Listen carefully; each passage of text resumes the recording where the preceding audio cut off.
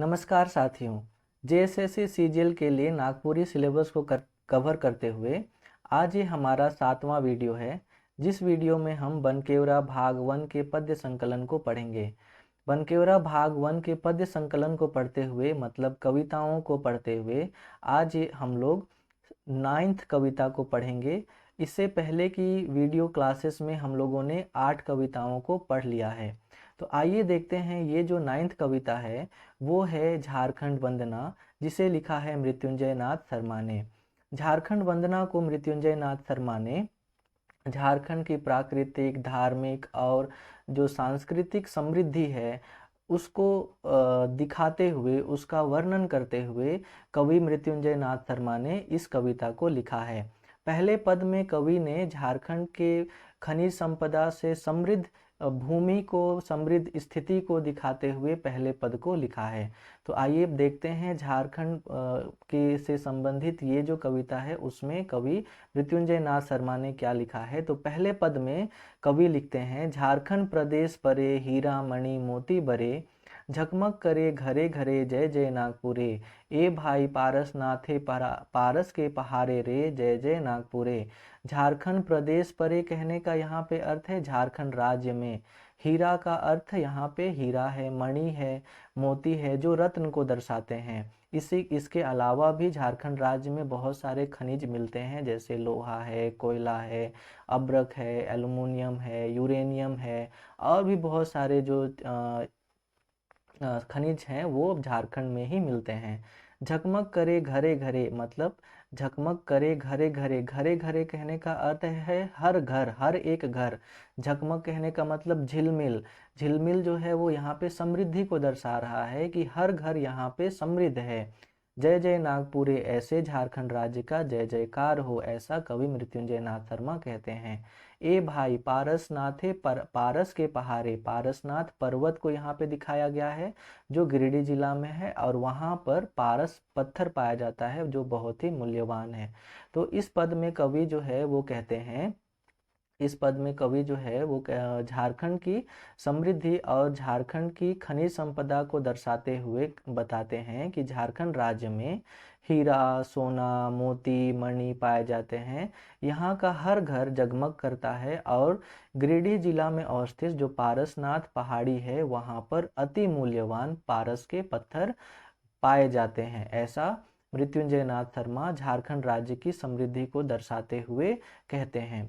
दूसरे पद में कवि मृत्युंजय नाथ शर्मा ने झारखंड के विभिन्न राजवंशों में से जो एक बहुत पुराना राजवंश था नागवंश, उसके बारे में बताया है।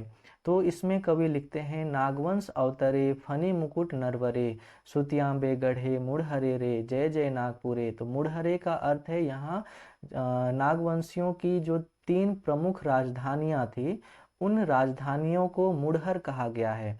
और वो 3 राजधानियां थी, पहला था आपका सुतियांबे, दूसरा था खुखरा, तीसरा था नगर जो सीसई में है। तो इस प्रकार से इस पद में कवि जो है वो क्या कहना चाहते हैं।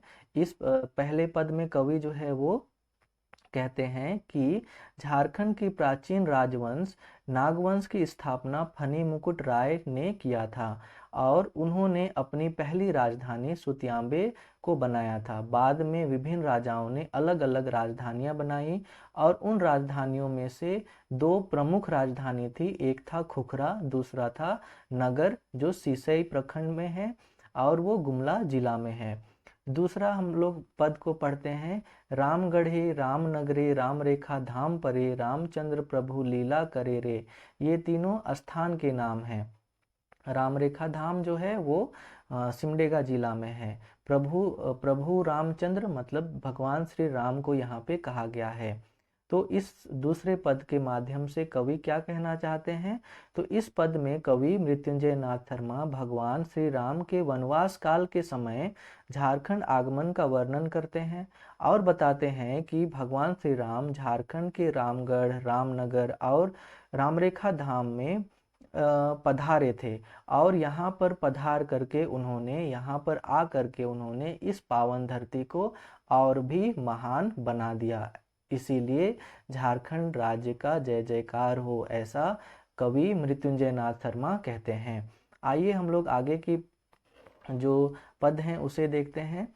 तो जो तीसरा पद है वो है जगन्नाथ परे विश्वनाथ साही ठाकुरे गणपत भिखारी सहकारे रे जय जय नागपुरे। ये जो तीसरा पद है इसमें कवि मृत्युंजय नाथ शर्मा 1857 की लड़ाई में जो हमारे झारखंड राज्य के वीर सपूत हुए उनका वर्णन करते हुए इस कविता को लिखा है। और उन वीर सपूतों में यहाँ पे जगन्नाथ शाही हो गए, विश्वनाथ शाही हो गए, ठाकुर विश्वनाथ शाही, पांडे गणपत राय, शहीद शेख भिखारी, इन सभी के योगदान को झारखंड राज्य के जो वीर सपूत हैं उनके योगदान को दर्शाते हुए इस पद में कवि ने उनके बलिदान को याद किया है। चौथा जो पद है वहाँ पे कवि ने झारखंड की जो भौगोलिक समृद्धि है उसे दर्शाया है। और भौगोलिक समृद्धि को दर्शाते हुए यहाँ पर कोयल नदी, कारो नदी, शंख नदी और यहाँ पे स्वर्ण रेखा नदी, दामोदर नदी, फिर यहाँ पे जो है वो छिन्नमस्तिका मंदिर जो रजरप्पा में है, रामगढ़ जिला में है। उसके बाद में लुगु पर्वत, गिरी का अर्थ यहाँ पे पर्वत है, लुगु पर्वत जहाँ से घाघरी नदी निकलती है। और पैनारे का अर्थ होता है सृजन होना।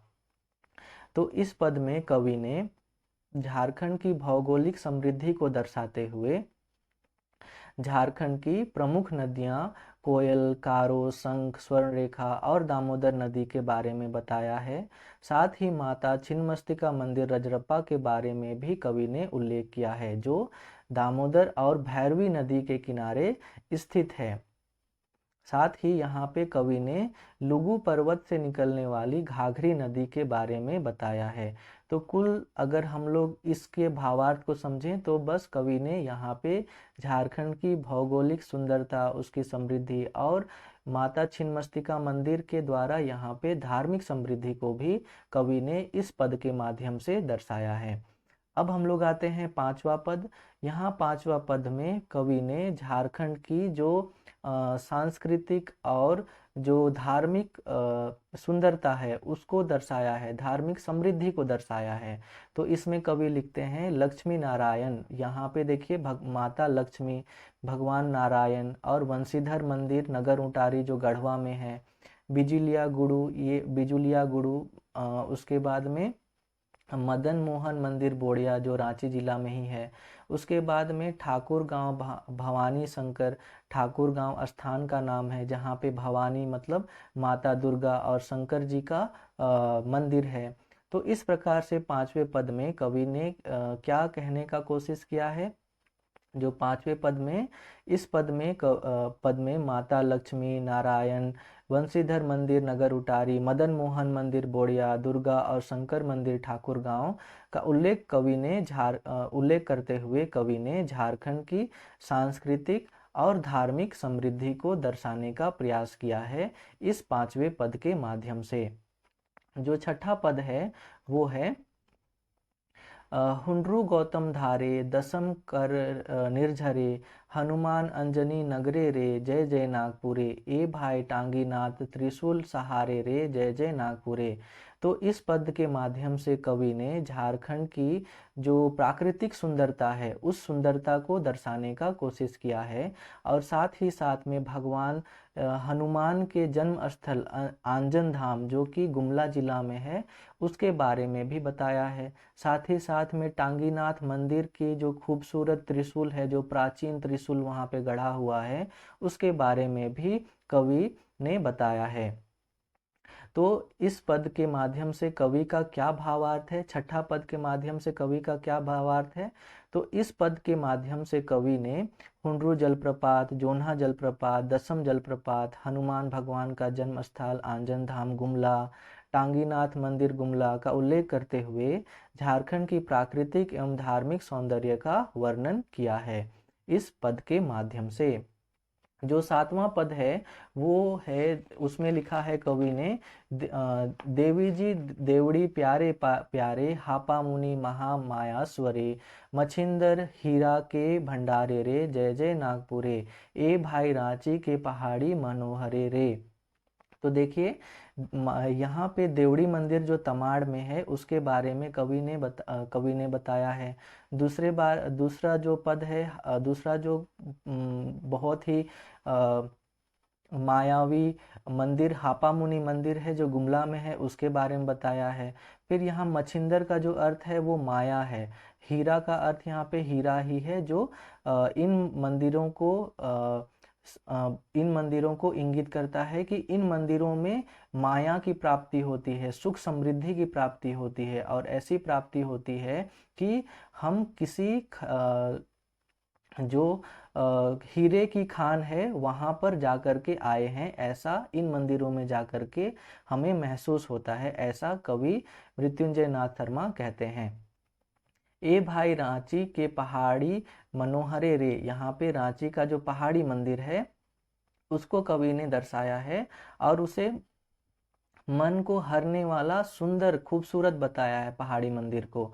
तो इस पूरे पद का अगर हम भावार्थ समझें तो इस पद के माध्यम से कवि क्या कहना चाहते हैं। तो इस पद में कवि ने देवड़ी मंदिर तमाड़, महामाया मंदिर हापामुनि गांव गुमला, पहाड़ी मंदिर रांची के बारे में उल्लेख करते हुए बताया है कि ये सभी मंदिर हीरे के खान के समान हैं, जहां मनुष्य को मूल्यवान सुख शांति और माया की प्राप्ति होती है। इस प्रकार से इस पद के माध्यम से कवि ने झारखंड की धार्मिक समृद्धि को दर्शाया है। अगली पंक्ति में जो अगला पद है, आठवां पद, वो है आपका पालकोट खुखरापुरे चुटिया कर राम मंदिरे, पलामू कर कलवा पहाड़े रे जय जय नागपुरे, ए भाई सियासन अशोक नगरे रे जय जय नागपुरे। देखिए यहाँ जो पालकोट है, खुखरा है, ये आपके नागवंशी राजाओं की राजधानियां थीं। चुटिया में एक राम मंदिर है जो बहुत ही पुराना 1691 में बना था।